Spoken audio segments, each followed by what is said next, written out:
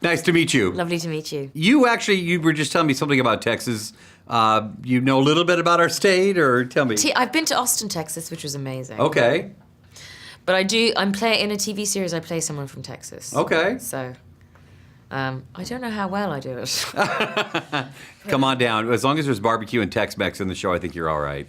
That's food. We're working on it. Let me ask you about this fantastic movie. I absolutely just love it. Great. And excuse the pun, I know it's love and loving, but I'm all for love puns. It's just amazing, and what a tremendous story. I want to know what your first thoughts were when you first heard about this story. The movie or the couple? The couple, because I didn't hear about it before I saw this film. No, many people hadn't heard of them before the film, and if they had, it was probably from Nancy Bursky's HBO documentary, The Loving Story, or they had studied law, because it's a prerequisite, I think, before you specialise, or they just had heard of it because they have an interest in the civil rights movement.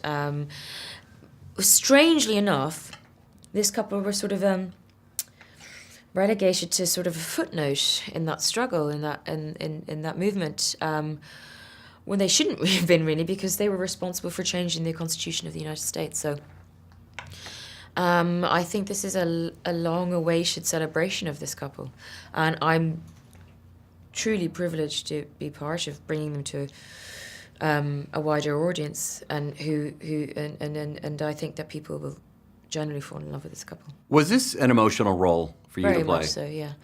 Very much so, for many reasons. I think it resonates with me as a human being, but also someone who is the child of a mixed-race marriage. And also, you know, it's a love story, and it's a very beautiful one. And, you know, they really were in love, and it's quite extraordinary. And I think that, in many ways, I think that, like, we all aspire to what they had and how they communicated with one another. And I think it's also really a warm lesson in how to be in a relationship, actually. This happened 50 years ago. Yeah, but not too long ago, no. No, and it's still relevant. What do you think the conversation needs to be after we see this film? I think the conversation needs to be what it always should be, is about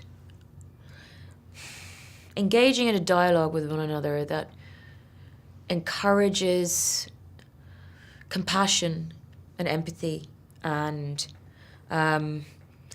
celebrating differences while knowing that we have a shared commonality, and that thing is just we're all human, and we're all really after the same thing, aren't we? To have a fulfilled and kind existence. And I think we forget that a lot, because if we concentrate on divisions, it's not going to serve anybody.